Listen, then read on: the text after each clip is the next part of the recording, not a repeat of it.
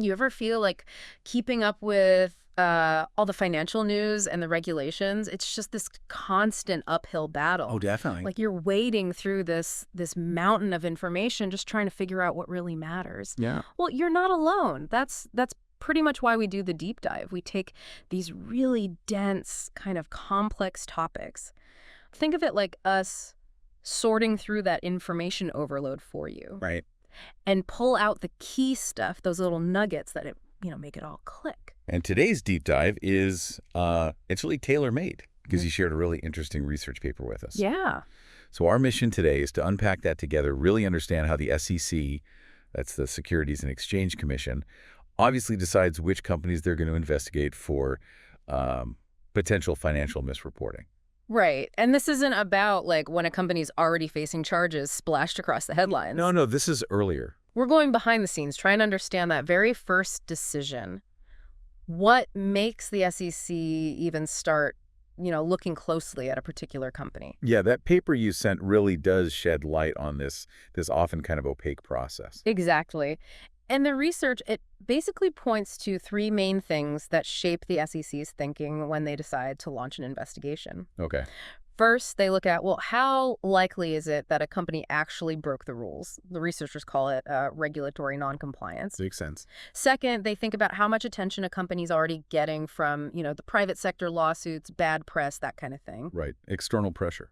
And third, they react to those really obvious, like, public red flags that practically wave themselves. The low-hanging fruit, maybe? Yeah, kind of. And what's really interesting, and the paper highlights this, is just because the SEC starts digging doesn't automatically mean charges are coming. Not at all. Their data showed only about, 1 in 5, like 18% of formal investigations actually led to enforcement actions.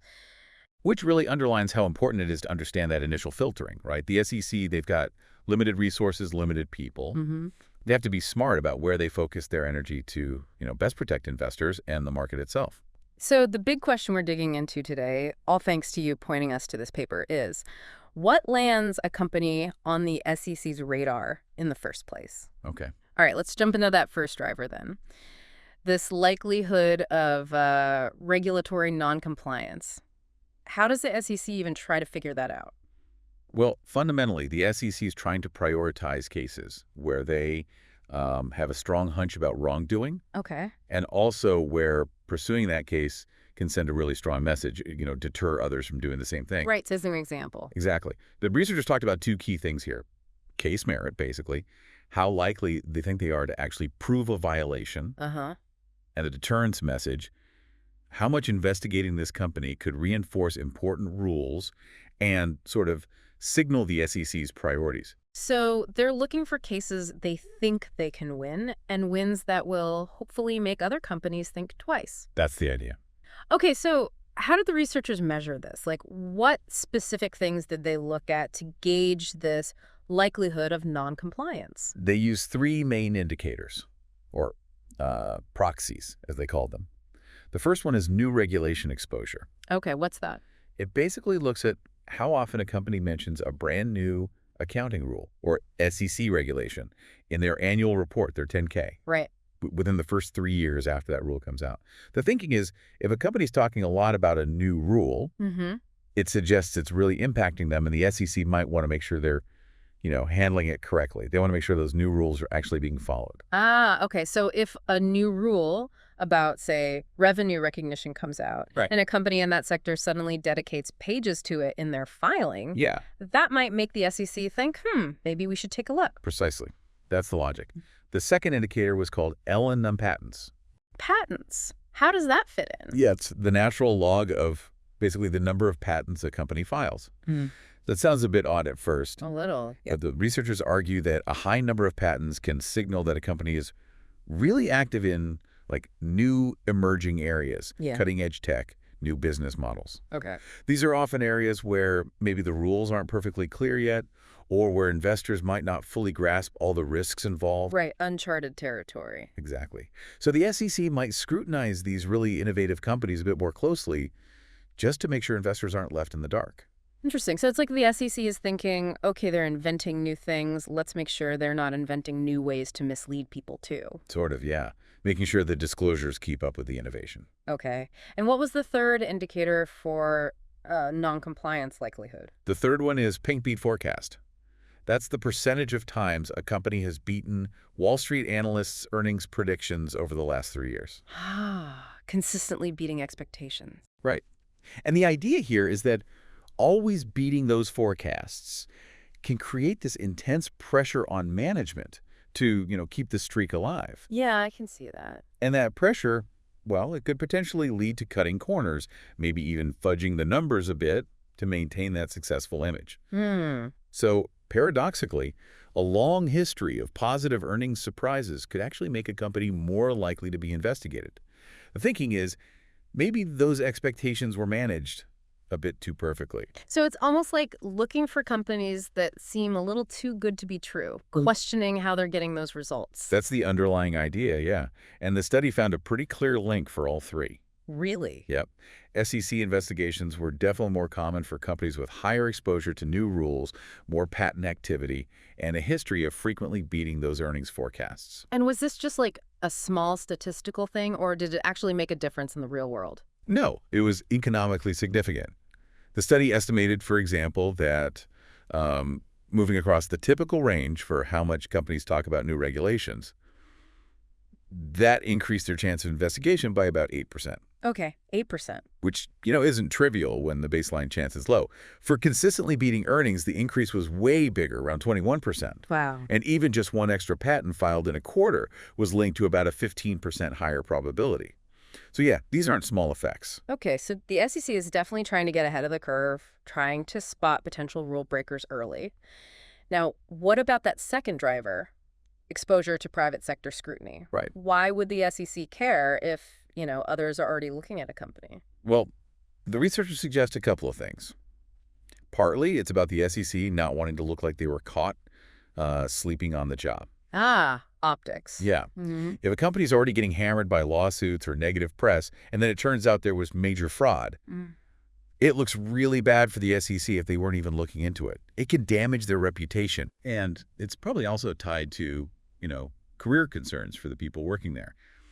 Nobody wants to be the one who missed the big one that everyone else was already talking about. Okay, so it's a bit of a better safe than sorry, and definitely better be seen to be doing something kind of approach. You could put it that way, yeah. Yeah. If others are already sounding alarms, the SEC is more likely to join the chorus, or at least start listening closely. Makes sense. So what kind of things did the study use to measure this private sector heat?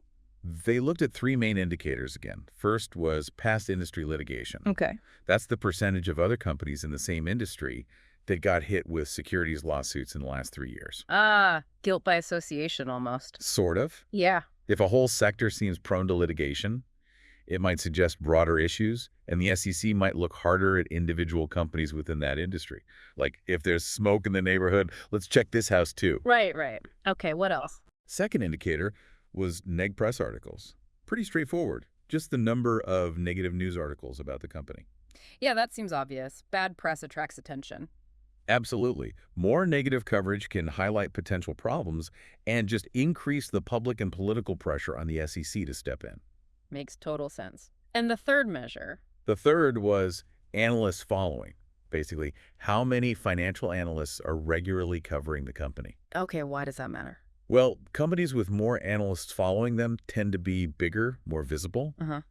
The logic is, if something's wrong at a company that's being watched closely by dozens of analysts, it's more likely one of them will spot it. Ah, okay. And again, the SEC would want to be ahead of the curve, or at least on top of any issues emerging at these really high-profile firms. So it's like the SEC is kind of leveraging the work of all these private sector watchdogs.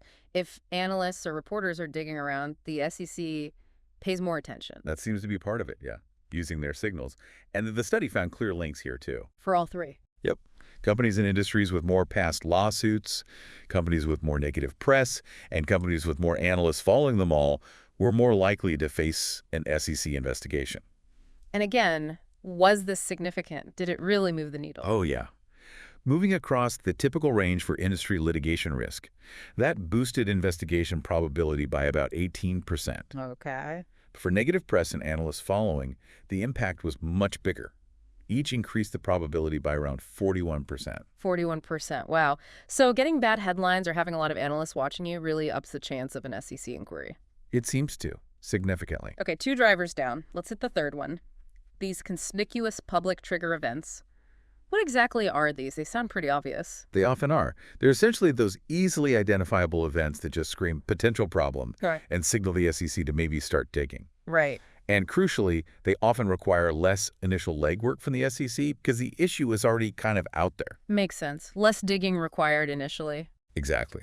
The researchers put these into 2 main buckets: admissions by the company itself and allegations coming from third parties. Okay, let's take the company admissions first. What kind of things are we talking about there? The study looks specifically at things like financial restatements, when a company says, oops, those numbers we published before were wrong. Yeah, it's a big one. Huge. Yeah. Also, filing required reports late with the SEC and disclosing that they have significant weaknesses in their internal controls over financial reporting. Okay. These are all cases where the company is basically putting its hand up and saying, we might have a problem here with our numbers or processes. Yeah, those definitely sound like clear signals. If you can't get your reports right or on time, the SEC is going to notice. What did the research find on the impact? Oh, the impact was dramatic. Announcing a restatement, that increased the likelihood of an SEC investigation by nearly 10-fold. 10 times. Yep. Filing reports late quadrupled the probability, roughly. Interestingly, just disclosing internal control weaknesses, while it did increase the odds, wasn't nearly as strong a predictor on its own as the other 2. Wow.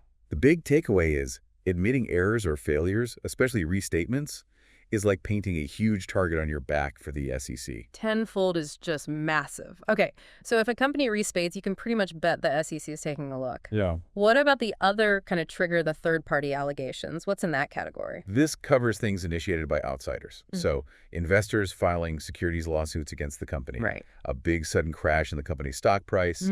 A change in the company's independent auditor, which can sometimes signal disagreement. Okay. And various kinds of negative news. Specifically, they look at articles about CEOs getting fired or resigning, negative changes in credit ratings, companies issuing negative future guidance, negative analyst reports or opinions, and even big layoff announcements. Okay, so a broader range of external signals that something might be wrong. And what did they find here? Any standouts? Oh yeah, huge standouts. The filing of a securities lawsuit, that increased the probability of an SEC investigation by 16-fold. 16, even more than a restatement. Even more. And negative news, specifically about a credit rating downgrade, also had a massive effect, more than doubled the probability, over 100% increase. Wow. Big stock price drops, negative CEO news, negative analyst stuff were also significant predictors. But things like just changing auditors or news about layoffs or negative guidance on their own weren't quite as powerful in predicting an investigation. Okay. But the really big message is when external parties take serious action, like suing the company or a major ratings agency downgrading them. The SEC is highly likely to get involved. 16 times for a lawsuit, double for a credit downgrade. That's incredible. It really shows how these very public, very sharp events act as powerful triggers. Absolutely. Yeah. They often signal potential investor harm is already happening, or there's just major public concern, making them, almost unavoidable priorities for the SEC. Now, the study also looked into something really interesting, how the SEC's own workload affects things. Like when their regional offices are super busy. Right. Resource constraints. Yeah. They measured this by looking at the number of cases per enforcement employee in the SEC's regional offices. Okay.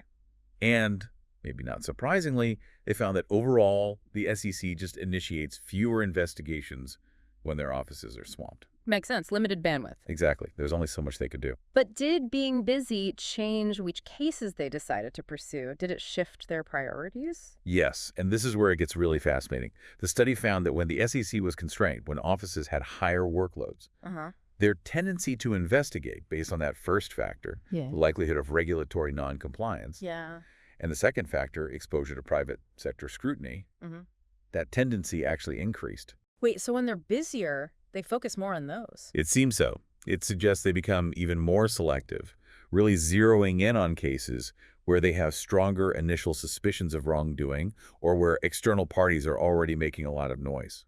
So stretched thin, they double down on the likely culprits and the ones already under fire. That's what the data suggests. They prioritize those. But interestingly, their approach to those public trigger events, the restatements, the lawsuits, Yeah. the likelihood of investigating those remained high even when the SEC was busy, Ah, okay. which reinforces that idea of those being maybe must-do cases, regardless of the workload, the really obvious, potentially damaging stuff. That's a really neat insight into how practical limits shape what regulators do. Okay, so the study didn't just stop at what triggers an investigation. Yeah. It also looked at what happens next. Right, the outcome. Did the original reason for investigating predict whether it actually lead to, public charges and enforcement action? Yes, it did. And there was a clear pattern.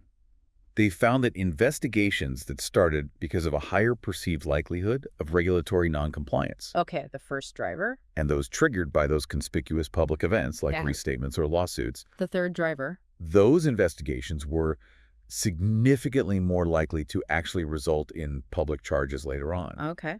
And this link was even stronger when the SEC was busy, when resources were constrained. That kind of makes sense. If they start looking because they had a strong suspicion or a really obvious trigger, they're maybe more likely to find something concrete. That seems to be the implication. Right. If the initial signal was strong, it's more likely to lead to a formal action if they find the evidence. Right. However, investigations that were mainly kicked off because of the second driver, that exposure to private sector scrutiny, Yeah. the negative press, the analyst following, Yeah. those were actually less likely to end up in public charges. Oh, that's interesting. So reacting to the noise doesn't necessarily mean they find fire. Apparently not as often. The researchers suggest maybe some of those investigations are more about the SEC showing they're responsive. Right. Being seen to do something. Even if the underlying issues don't ultimately meet the bar for formal charges. Or perhaps the evidence they find in those more reactive cases just isn't as strong or clear-cut. So investigating because others are complaining doesn't guarantee an enforcement action. That's a really key distinction. Okay, one last piece the study looked at, and it's about the people involved. The incentives for the SEC's own enforcement lawyers. Yeah, what motivates them career-wise? They looked at attorney turnover people leaving the SEC and promotion rates within the regional offices. Uh-huh. And they looked at how these career outcomes related to how many investigations an office started versus how many cases they actually concluded with enforcement actions. Okay, and what did they find? What seems to matter for an SEC lawyer's career? The key finding was pretty stark. The rate of opening investigations in an office, Just starting them. just the rate at which they initiated investigations, that was negatively linked to lawyers leaving and positively linked to their chances of getting promoted. So being in an office that starts a lot of investigations is good for your career there. People stay, people get promoted. That's what the data points to. Being seen as active, as initiating inquiries, seems to be valued. Wow. Okay, so what about actually finishing the job? Bringing charges? That's the surprising part. The study found that the rate of concluding cases actually issuing those public enforcement actions did not have a significant link to attorney turnover or promotion rates. Really? So starting the investigation matters more for career progression than actually winning the case, so to speak? That seems to be the implication. The researchers suggest this might tie back to that idea of wanting to seem diligent and proactive. Right. By opening cases, even if not all pan out, maybe the staff are signaling they're engaged, they're on the case, and that activity itself gets rewarded internally. That is quite revealing about potential internal incentives. Okay, let's try and wrap this all up. We've covered a lot of ground. What are the really crucial takeaways from this deep dive into the SEC's investigation decisions? I think the big picture is that the SEC's decision isn't based on just one thing.